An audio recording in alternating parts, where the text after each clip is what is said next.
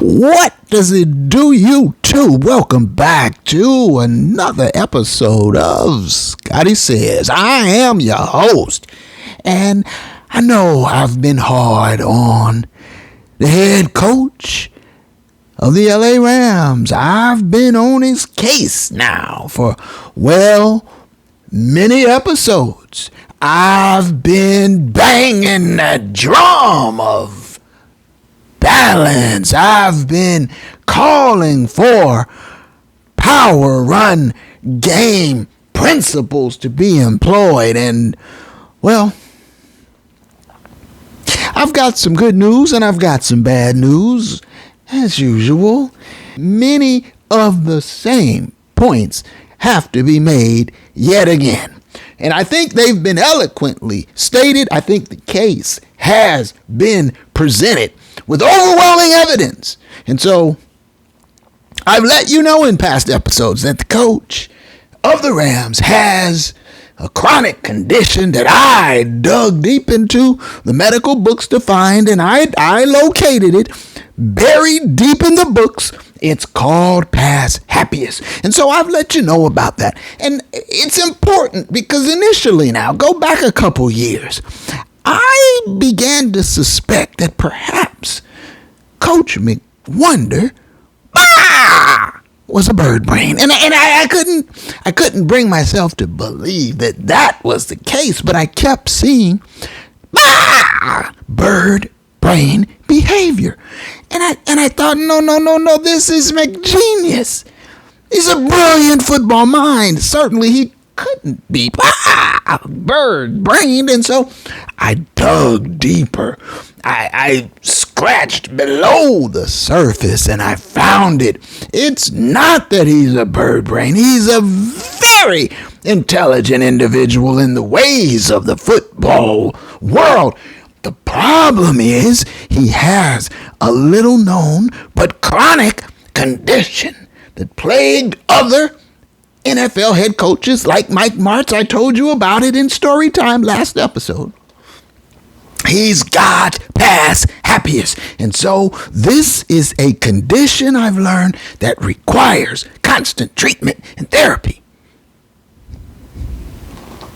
And so I have, in a sign of goodwill, have attempted to reach out across cyberspace via YouTube with messages for Coach McGenius. And initially, I didn't think my messages were getting through. But ladies and gentlemen, I have breaking news. I suspect that my messages are getting across to the coach. And I say that because I'm looking at the evidence, the data, the game analysis, and I see it. He's evolving. He's not stuck, concrete, statuesque like in his ways. He is, ladies and gentlemen, I see growth. I see change. I see he is willing to embrace the ways of balance. And so I know it's a zero-sum game. I know it's a cold, hard business, the NFL. Dubs and L's, L's and dubs. That's it. Which will it be? And, yes, it's true. In this case, Coach McWonder has to wear a big old L on his head yet again this week after being defeated by the Steelers. Yes, he does. He does. And he deserves to wear the L because of mistakes and blunders and a conniption. A Motown backslide. So critical at such a critical juncture. I believe it cost him the game. It cost him the dub. And so we will look at that point among a few others in the shortened game analysis. But I have to say, I have to point out Coach McGenius, in the second half of the Indy games, he started to try to grasp it then. And then he had a Motown backslide against the Eagles. But when he came back against Arizona, and I admit now it was a ham-fisted approach to balance, because he ran, 26, 27 times, but only 3 of them were in the first half, 24 in the second. And so he ended up with balance. He ended up somewhere around 30 pass, 30 run or something in that ballpark. But it was lopsided. It was ham-fisted. It was out of whack. It was all 1/2 run, 1/2 pass. No good. But he managed to get the dub. L's and dubs, dubs and L's. Which will it be? He got the dub. And so I gave the coach a B grade after the Cardinal game, because I saw in the final numbers, I saw the balance, but it was so sloppily achieved that I couldn't bring myself to give him any higher than a B, and I was tempted to give him a B minus, but he did get the dub. So I gave him a B for the Cardinal game. And ladies and gentlemen, I'm here to tell you, I'm giving him a B for this game against the Steelers, despite the loss. Despite the loss. Because Mr. McWonder showed restraint. He showed patience and discipline. He showed balance. And so he's getting there, my folks. He's getting there. And I was very concerned, because I learned that Kyron Williams was on the injured reserve list, and so was Ronnie Rivers. And so both backs, his 2 top backs this season, are out for at least a month. Both of them. And he's scouring the waiver wire, and he's looking at practice squads of other teams, and he's calling people from the sofa, like Darrell Henderson. Called him off the sofa, said, "You want to come run the ball for me?" Darrell said, "I'll be there." And he did pretty damn fine. In fact, he just about, maybe a little bit under his average from his last game with the Rams. So, a year back. So, kudos, big ups to Darrell Henderson coming off the sofa and running the rock for the Rams. But I was worried that Mr. McWonder, with that built-in excuse, you see, that his top 2 backs were unavailable, that he would just give in to his compulsions, his temptations, his wanton desires to chuck it all around the yard and invite in, and I just thought, this is setting up to be a disastrous outcome for the Rams. And then he fooled me. Mr. McWonder fooled me, and he showed me something in the process. And I thought, well, I think we might be on to something here. And despite that Motown backslide, that conniption that I believe ultimately cost him the game, despite that, I give the coach a B for employing the run game despite being down to backs off the street. And I didn't really know what to expect of the Steelers coming in. I wasn't sure what to make of them, but I had learned that Mike Tomlin, coach of the Steelers, has been the head coach for 17 years there in Pittsburgh. 17 seasons. And did you know? I don't know that I knew this, but did you know he's never had a losing season? That's pretty impressive. 17 years on the job as the head man in Pittsburgh, not one single solitary losing season? Pretty impressive. And so, in the build-up to the game, during one of the interviews, I heard one of the local reporters ask McGenius, they said, how do you assess that? Because, that's got to be pretty impressive. I mean, you've only been coaching 7 years and you've got losing seasons. See, I think the media is finally starting to hold this little tootsies to the fire. Just a tiny little bit. I won't take any credit. No, of course not. But when they asked McGenius that, you could see it ruffled his feathers. I mean, he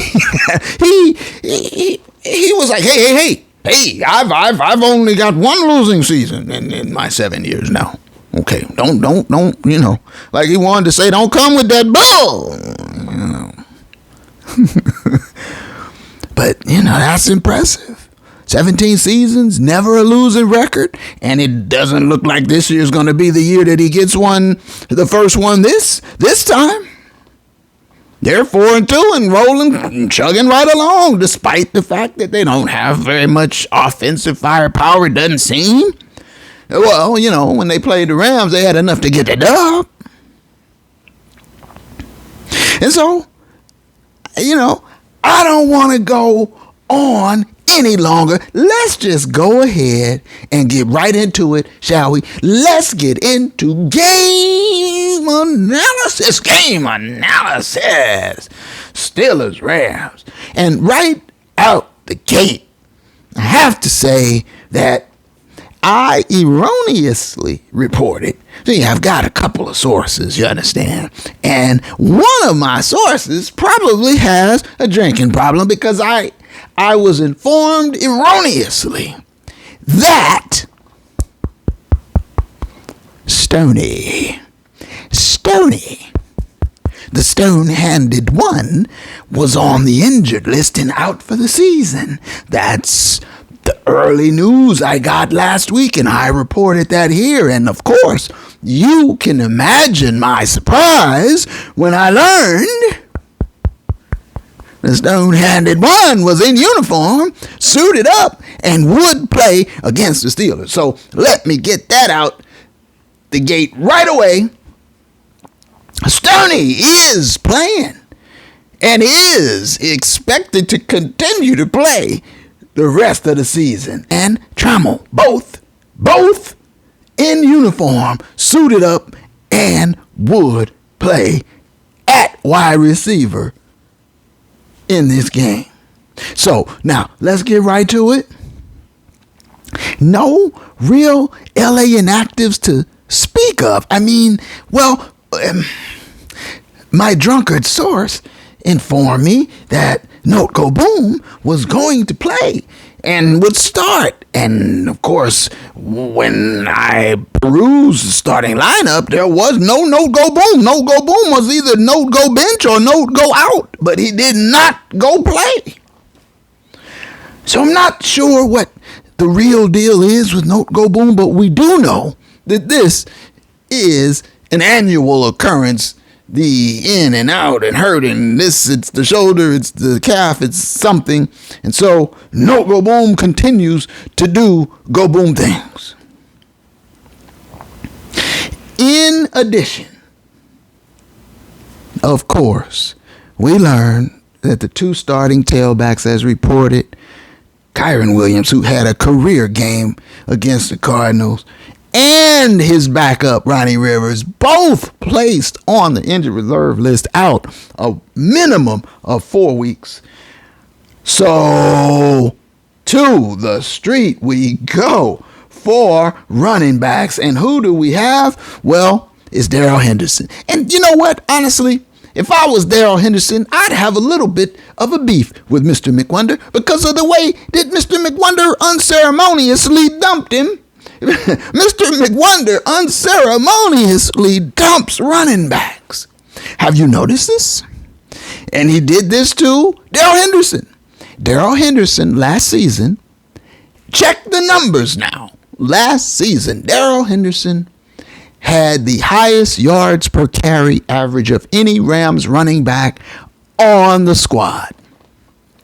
And they dumped him, cut him. It wasn't even the end of the season. In the middle, they just said, that's enough. Get out of here. We're just going to roll with the grill. I saw the grill. This is an aside. I saw the grill rolling on Monday Night Football, taking handoffs. Well, I don't know, rolling. He was doing his usual grill things, about 3.3 yards per carry. So, but I saw him there. He's running the rock for O'Connell. See, that is an acolyte of Mr. McWonder. And O'Connell is subject to be wildly out of balance on any given game. The apple doesn't stray that far from the tree, I guess. And I also saw Mr. O'Connell has employed the services of Brandon Powell. And Brandon Powell looked good against them damn Niners as Minnesota upset them on Monday Night Football. And that's another thing, and this is a double aside. I'm going deeper down the rabbit hole, but you just never know how these NFL games are going to turn out. It's wildly exciting, and I'll be honest with you, I don't know how the gambling folks do it. Boy, I'm glad I don't have that problem. The gambling thing, I got to put my money on this. Because you'll never figure out who's going to do what in the NFL from week to week. Why, the lowly Vikes might punch the bullies from the Bay right in the nose on Monday Night Football. We just saw it. But my point, I guess, really was that other employers are utilizing the services of the Grill, Cam Akers, and of Brandon Powell. And Mr. McWonder just had no use for them. And yet, it's not only those players, but it goes back. Think about it. He dumped Sony Michel unceremoniously. And Sony Michel won him some games. Remember the Todd Gurley scenario. All that drama with Gurley and McG. Right? And so it's just, again, I've speculated on it in past episodes. Go back, check some of them. I've put forth a hypothesis as to what's really going on here. But when you stop and think about it now, and really, it really clicked in for me when they unceremoniously dumped Robert Woods, Bobby Trees. I liked Bobby Trees. Then they dumped him. And why, McWonder, did you dump a core guy? Because remember, Soup and Bobby Trees were 1A and 1B, or 1B and 1A. There was no, and they said, hey, you're out of here, Bobby Trees. And for what? For Buster Brown? Allen Robinson? The Buster? You released Bobby Trees, a core guy, and paid big money, $30 million to the Buster Brown? What were you thinking? That's when I first knew something wrong. Think. And so, I if I were Darrell Henderson, I would probably be a little peeved, a little irritated, a little annoyed. But at the same time, if I'm sitting on the sofa and, I get a call from the NFL, want to come tote the rock on Sunday, I guess you get over whatever your little issues are and be like, I'll be there. And he was there. So kudos. And my fears of an aerial assault and 50 pass attempts from Matty from the D and an abandonment of the run game, these fears did not come to pass. They were not realized. And I give props. Mr. McWonder found a way to maintain balance throughout the game. As we'll get to shortly, there was just the one real guffaw by Mr. McWonder. The one real error in judgment, the one real Motown backslide. And that ended up being all the difference. And so when you're playing a good team, or when you're playing a well-coached team, or when you're playing a team that plays fundamental ball, run the ball, manage the clock, play good defense, Steeler stuff. When you're playing a team like that, you can't afford to have backslide. Pittsburgh comes out on offense, and they come out throwing, and they come out with a 3-and-out, and they are punting. And the Rams take over. And the offensive line at left tackle, you've got Alaric Jackson.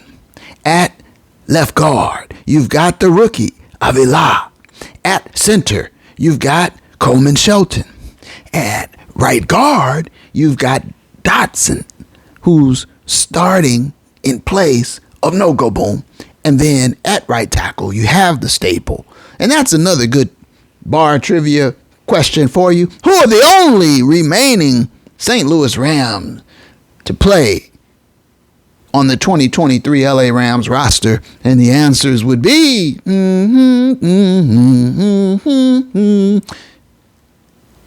AD99 the Beast and Rob Havenstein, your staple at right tackle. And so in the backfield, it is the aforementioned Darrell Henderson. You've got Higbee at tight end, of course. And you've got that wide receiver broth, that wide receiver brew, that wide receiver stew. You've got Puka Tutu soup. Puka Tutu soup. And it's yummy. It's a tasty stew. Puka Tutu soup. And so that is your 11 personnel, your starting lineup for the LA Rams offense. And away we go. Now, right out the gate, McGenius is throwing. Matty from the D, a dart for Soup, who bobbles and drops it. And then he gets dropped for his trouble. You don't see that too often, but unfortunately, we'd see it again this game from Soup. Soup just wasn't into it this game for whatever reason. He'd end up with about just as many catches as he had drops, if I'm not mistaken. And so then on second down, McGee is running, and Henderson breaks loose and runs for 16. Nice. First down, Rams. And then McGee runs again. 2nd and 4. And McGenius throwing. Matty. Soup. Another drop. Damn.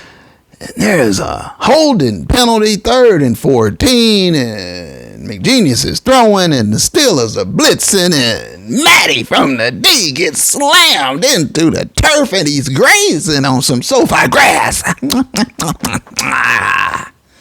And so the Rams would have to punt. And of course, I'm thinking, now, McGenius, you had in that first possession, now you had 2 runs, 22 yards. That's 11 yards per pop on the ground, and you didn't run anymore. Chuck. You're punting. A Pittsburgh punt. The Rams go back on offense. And 2nd and 10 after a first down incompletion. McGenius is running. This time it's Freeman. 9 big yards. Look at this production on the ground now. 9 more for Freeman. Now, Matty hits Puka on a crossing route over the middle. A big gain at 30. Big yards. But on the tackle, Puka gets whipsaw slam dunked into the turf, grazing on SoFi grass. And, well, he got nicked up a little bit on that. That was a hard tackle. And so Puka had to take a little bit of time on the sideline. Well, now, what do I see now? What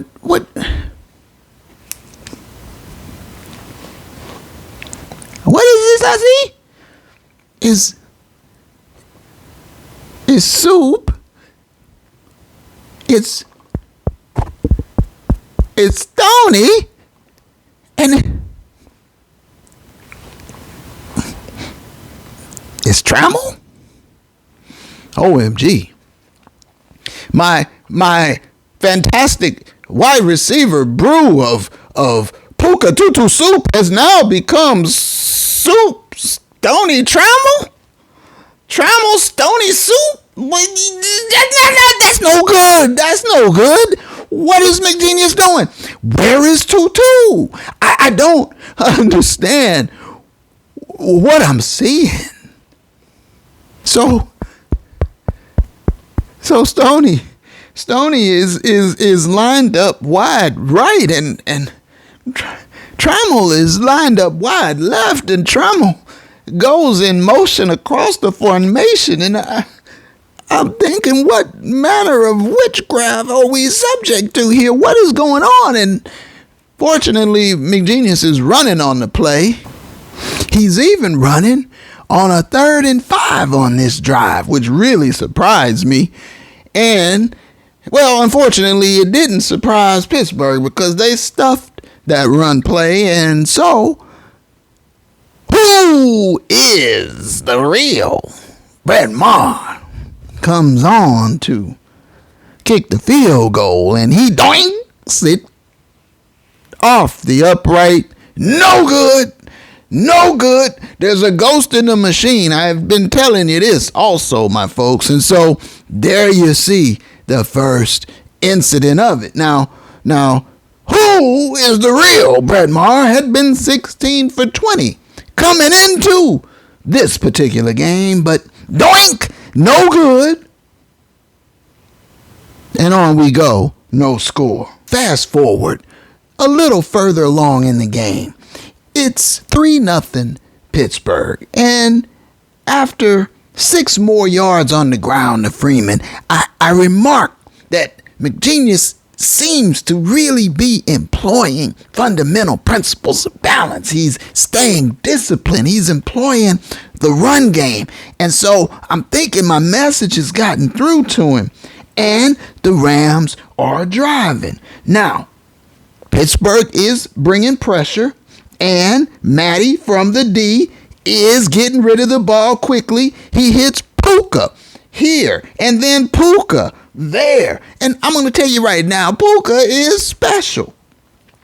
And then McGee goes right back to the run, right back to the ground. And so I'm excited by what I'm seeing from the play caller. Now, McGenius has called back-to-back run plays with Freeman, and we've set up a 3rd and 4.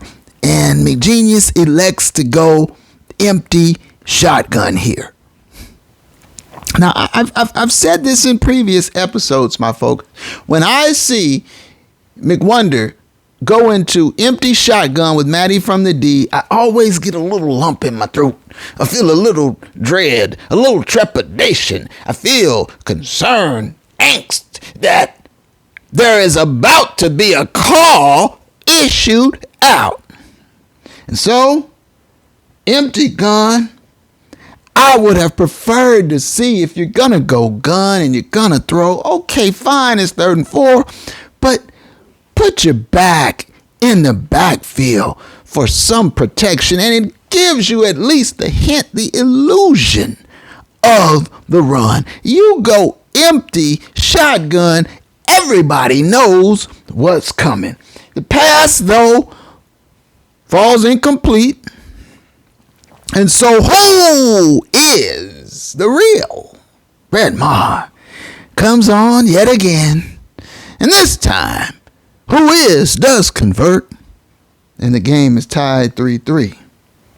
And LA's defense, again, has been up for the challenge. And so the ball comes back to LA yet again, and McGenius goes back to the run. Now it's Henderson yet again, and, well, we get to a 3rd and 3.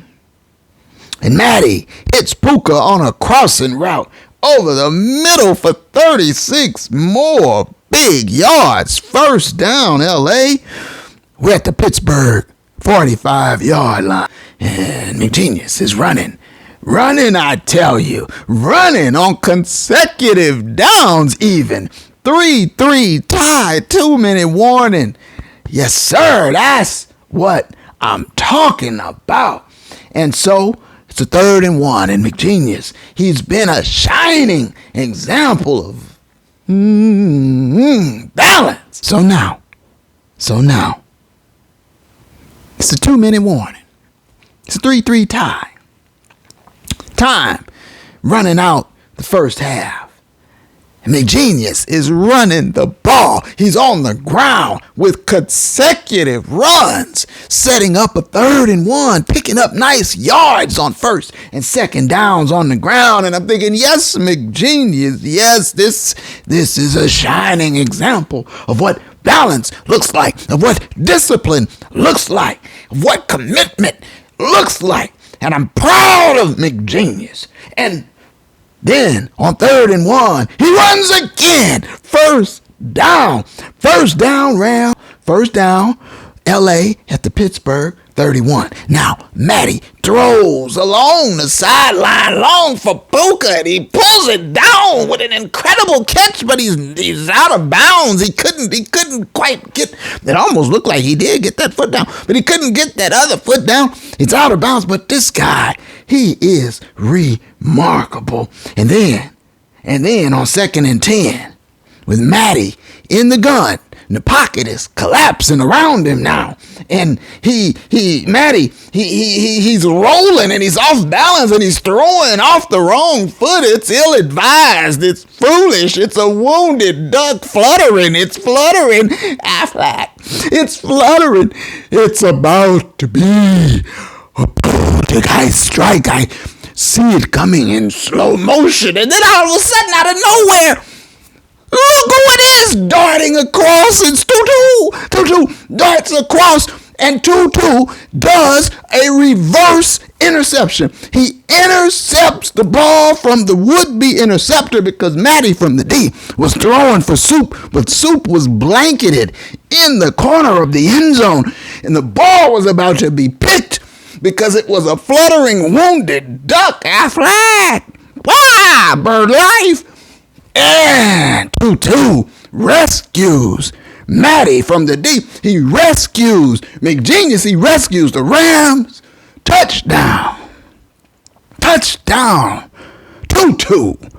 Touchdown. LA.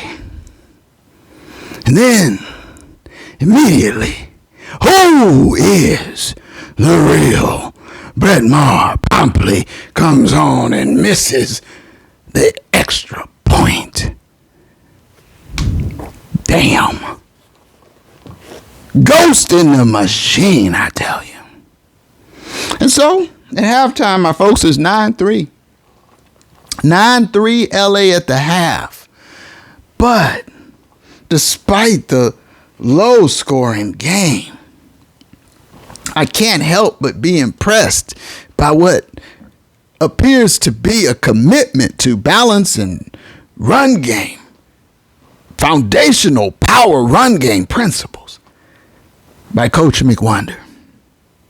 And so, I'm happy that the Rams lead, but there are mistakes, there are blunders that are concerning me. The field goal place-kicking situation troubles me. And as remarkable as Puka is, I'm wondering, why doesn't Matty spread the ball around a little more? Does Higbee have any catches? Does Tutu have any, well, other than the reverse interception, other than that saving Affleck duck that he caught and took in, he had no catches for the day. Tutu. And so the one catch he had, 31-yard touchdown, that one wasn't intended for him. I'm feeling the Rams on offense are starting to control the game as the second quarter came to a close. I'm elated that Coach McGenius is resisting the temptation to chuck it all around the yard and instead is employing restraint and discipline and running the ball. Balance, yes, BALANCE. And so the defense looks strong. The O-line is energized. They want to run the ball. You heard what they said last week in the post-game presser. So all signs are pointing up. And as we start the third quarter, the very first play, the very first snap of the second half, what do I see? Oh, no. Oh, no. No. Say it ain't so, McGenius. Oh, I can't. You're leading 9-3. Your defense has been playing lights out. You're starting to control the game as the second quarter came to a close. And so you come out in the third quarter. First play on offense of the half. He's got him in empty shotgun, my folks. He's got him in empty shotgun. And immediately that lump came back into my throat.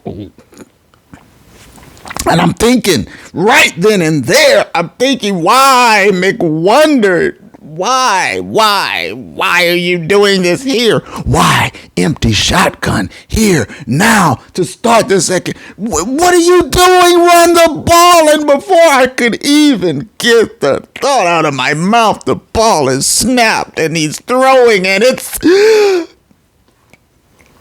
poltergeist strike. No, say it ain't so. Poltergeist strike. Yes, turnover right out the gate, right out the halftime tunnel.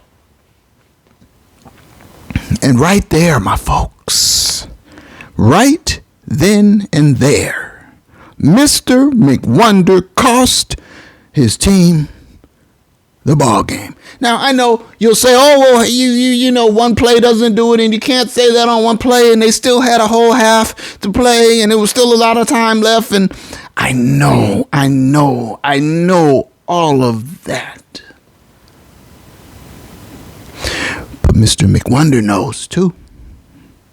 He knows in his core, in his heart, he knows. And we'll get to his comments in the postgame. And I'm glad to see that he owned up to it. That single decision changed the momentum of the game irreparably. And Pittsburgh, who hadn't been able to get within smelling distance of the end zone. 3 points only in the first half. Now, thanks to TJ Watt, courtesy of the poltergeist strike, they're in the red zone. They're marching in a play or two later, and it's a touchdown, and they get their first touchdown of the game, and their place kicker converts, and it's 10-9. Pittsburgh, just like that. And people weren't even back in their seats from concessions at halftime. And it's 10-9. Pittsburgh. And it was a woefully bad decision. And this is why I've been telling you for so long. That empty gun, you should discard it, Mr. McWonder, unless it's of critical importance that you go to it. Late in the game, when you're losing and you don't have much time left, I see you don't have a choice, but you're leading to start the third quarter and you go to that. And you paid an awful price. That put that L on your head, sir. That's what did it. Yeah. There would be more contesting, more football to be played, but that's what did it. The Rams would try, and they did. They scored another. They scored another 8 points ultimately. But now the faucet had been turned on, and Pittsburgh seemed to. It was as if that haunted poltergeist switched the jersey that Mr. Momentum was wearing, and all of a sudden it was a different ballgame. When you go back and look at that play, I looked at it again. I had to rewind it. And one thing that stood out to me on that play, there was no tutu on the play. It was Soup, Puka, and Stoney. Your three wideouts, empty shotgun formation to start the third quarter. Soup, Puka, and Stoney. And Matty threw that into double coverage, maybe even triple, but the interceptor jumped the route. It was a great play on his behalf, but it was an ill-advised throw. It was an ill-advised call. It was a blunder. And so on this play, where is Tutu? Is he hurt? Why is Stoney and Trammell running around as your wide receivers against the Pittsburgh Steelers? What's going on here? You believed that you could replace anybody in your system. Why? I could have the Wolford as my quarterback instead of the guard. I can have Jake Funk. Why? I can plug in A-Rob, Buster Brown. Why? I can plug in Trammell and Stoney. Why? What are you, nuts? What are you doing? Your margin for error is razor thin, coach, with this team. And then you don't even have a reliable place kicker. Why? Now, I admit, I'm seeing they're missing kicks all around the league. They were botching them all during the Monday night game. San Francisco missed kicks. Minnesota, they're missing kicks. But you've got a proven kick misser. You saw what he did with them damn Cowboys in the playoffs in that wild card game. 4 of them he missed, boot after boot after boot after boot. Miss. And you brought him in. It's going to cost you games, and you're blundering with your play calls. And so you're losing games you don't have to lose. That's what I'm saying to you. And you're on the right trajectory. You're on the right path. But you do run out of time now. You're 3-4 now. Next up, you got them damn Cowboys. And I'm calling on the Rams to beat them damn Cowboys in Dallas, in Jerry World. I'm picking the Rams to win despite what happened with Pittsburgh. I'm picking the Rams to go to Dallas and whoop them damn Cowboys because I think Mr. McWonder is turning the corner. I think he's starting to see. And I hope that blunderous call to start the second half against the Steelers, that empty gun, he's got Stoney wide, he's got his running back wide, empty backfield, Matty in the gun, that guy stripes. I hope that play haunts him. I hope it eats at him all week long. Sticks in his craw. And I hope that this will be the final piece that he needs to turn the corner and embrace balance and discipline for good and start winning these games. And I see progress, and so I'm pulling for him. And I believe the Cowboys are fraudulent, so I'm looking for the Rams to win down in Dallas. And so another episode of A Haunting at SoFi. That would be A haunting at SoFi Part 37 has taken place. Pittsburgh now up 10-9 thanks to mistakes and blunders. But on a 3rd and 4, LA driving, 3rd and 4. What do I see? What do I see?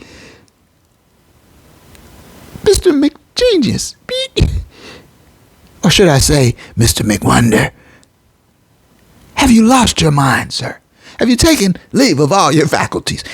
Here he is, 3rd and 4, empty shotgun again. And see, this is why I say, this is where I say he's stubborn, he's willful. After what just happened, you're back at empty gun again. Burn that place or dispose of it at once. Never to be used again unless in terms of great emergency. Matty from the D throws incomplete to Higbee, but TJ Watt lined up in the neutral zone. And so TJ Watt has giveth and he is now taketh away from Pittsburgh. And so that penalty gives the Rams a fresh set of downs, and the drive continues. And immediately Matty goes long for Puka along the sideline, and another spectacular catch by the rookie. A great throw and catch, to be precise. And so 32 big yards, first down. McGee runs for 3, but then 2nd and 7, Matty throws incomplete for Henderson, 3rd and 7 from the Pittsburgh 28. And now this is a big down here. And Matty is in the shotgun yet again. But this time the running back is there for protection. And Matty complete. Puka, another crossing route over the middle. Puka trucks a Pittsburgh defender. Porter, I believe it was. He trucks him on the yak, the yards after catch, and he gains another 8 or so yards after trucking Porter. I mean, he's just been magnificent. Puka Nacua has. And then Henderson again with the quick screen, which was a great call against the blitz. And now at tempo, 3rd and goal. Henderson quickly carries, touchdown, Rams, touchdown. They line up for 2. Matty, Soup, conversion, good. 8 points would be the last points the Rams would score, while the Steelers would put up another 14 points in the 4th quarter and cruise on to victory. And in the process, who is the real Brett Maher would come on for another field goal attempt, a 51-yarder, and hook that badly and miss badly. And so who is the real Brett Maher has left 7 points, point after attempt and 2 field goals, 7 points. And then when you combine that 7 points with the 7 points that actually came about from the turnover, the quick strike, poltergeist strike, and then the quick touchdown, and so that's 14 points swing is the difference by which the Rams wear that L.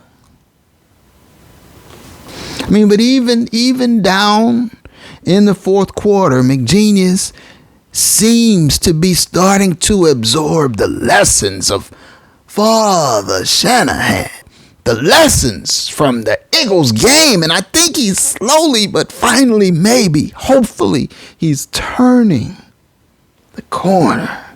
And so he continued to employ balance in the run game despite the deficit. And even though the Rams would go on to lose, I took away positive signs. With under 7 minutes to play, it's 1st and 10 from their own 30-yard line. McWonder is running. hands off the ball, 9 yards to Mr. Freeman. And on that particular play, Freeman damn near broke that for the home run ball. He got tripped up by his shoestrings, by his toenails, or else he would have been gone. And that would have changed the game drastically. But alas, he was tackled. But I give you that as an example that by continuing to run, that close you were to breaking off a big touchdown run. Then, right after that, first down, Matty incomplete. Then Matty incomplete again, 3rd and 10. Now Matty in the pocket. He's got the happy feet. He's nervous. There's a rush. He throws wildly, incomplete for Puka, and LA has to punt. LA must punt, and I'm like, wow, you were getting there with the run, but then you went to chuck, incomplete, and now you're punting. One final sequence I'd like to take a look.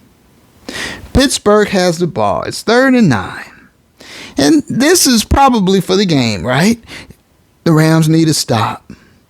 But there's a phantom pass interference call on Witherspoon, and it's going to give Pittsburgh a first down, and it's probably going to wrap the game up. But wait, there's a taunting call on Pittsburgh, and so these penalties offset, and so the Rams catch a break, even though the PI call was a phantom to begin with. Here's the Rams' final hope. It's a long 4th and 1, and with 2 minutes and 20 seconds left in regulation, Pittsburgh quarterback sneaks it, and he's short. He stumbles out the gate. He slips. He doesn't make it. The Rams put up a stand. It should be turnover on downs. The defense holds, but wait, the refs again. They misspot the ball. It's a bad spot, and they give them a first down. And because McGenius has used his timeouts rightly in trying to preserve time for the offense to have a final shot, he can't stop the clock from running to the 2-minute warning. Had he had a timeout, or if it had been after the 2-minute warning, the booth would have corrected the spot. But because he had no timeouts and because it was outside of the 2-minute warning, the booth cannot get involved. They need to look at that rule, because that was an ugly way to finish. And now Pittsburgh, after the 2-minute warning, can kneel and run out the clock. And so that's it. And I have to say, there are a lot of takeaways from this game. The LA defense had only allowed 108 yards, total yards, only 108 total yards to Pittsburgh for about 3 quarters. And then after that horrendous turnover and score, Pittsburgh it seemed like they got fresh life. I give the coach, as I say, I give him a B for this week's game plan, despite not getting the win, despite a major conniption, despite Motown backslide. I give him a B because he did heed the lessons. Maybe he's heeding my videos. So I give him props for that. In the post game, McGenius admitted it. He admitted it. McGenius said, and I quote now, Coach McWonder, the turnover at the beginning of the second half was just a killer.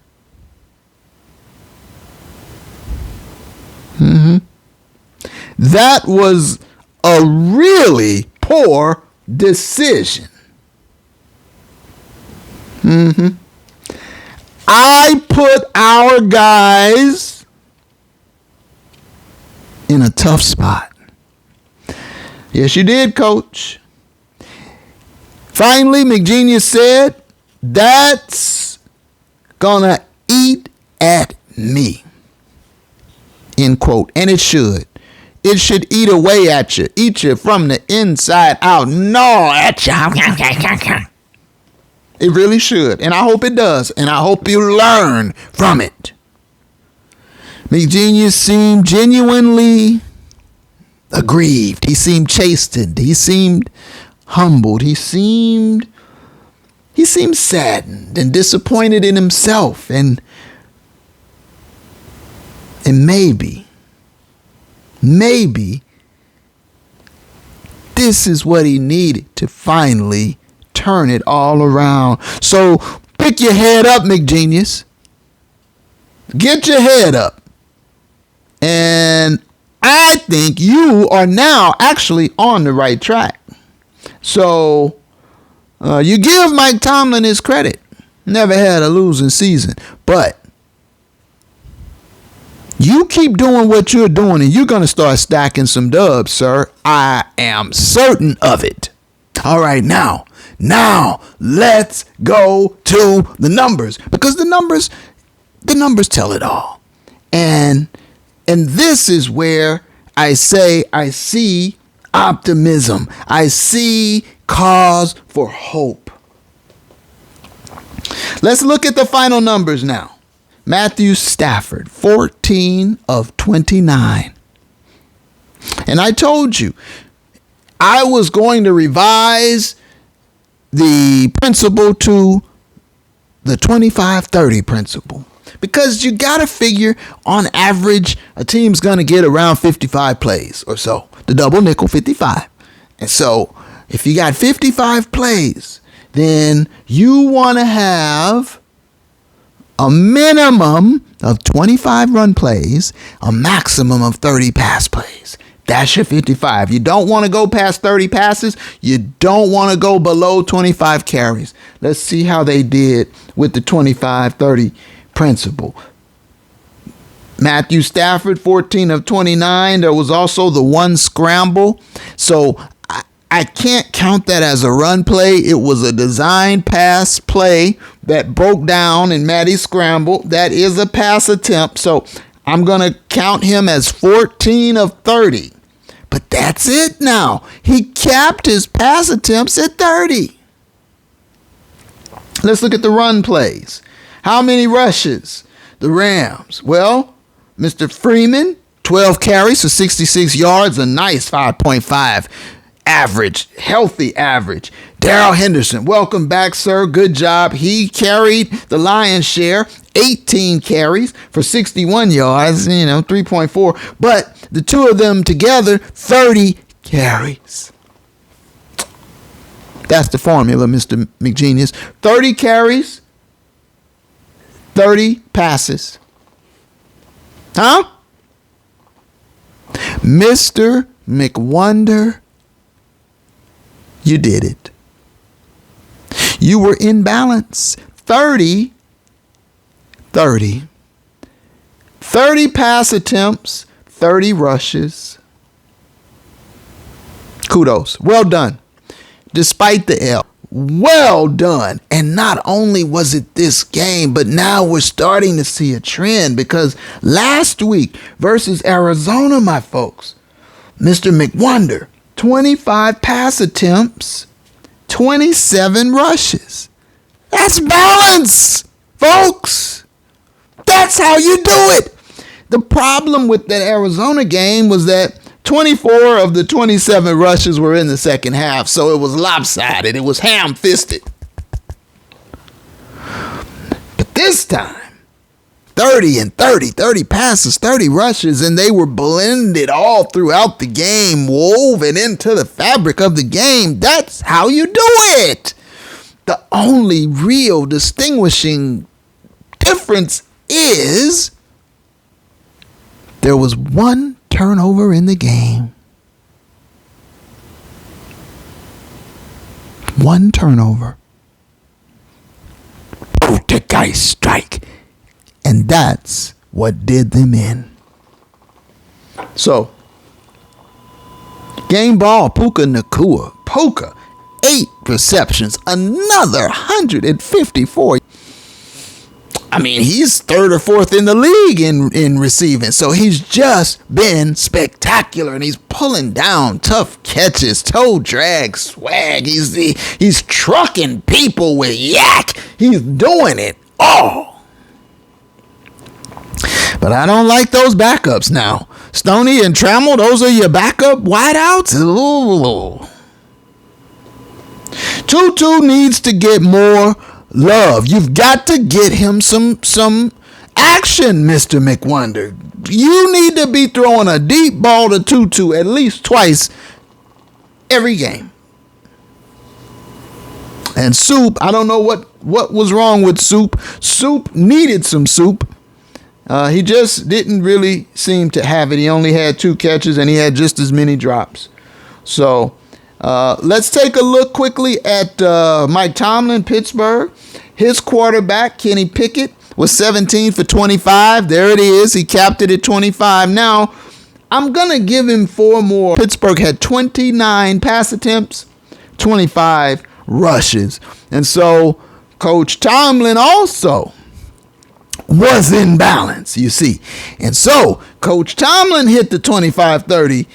He hit it perfectly. 25 rushes, 29 pass attempts. And so that turnover really was the line of demarcation in the game. And so, my folks, we've still gone pretty in depth, but I hope this has been illuminating to you. And so right now, what I need from you, what I'm going to have to ask you to do is throw me one of these, okay?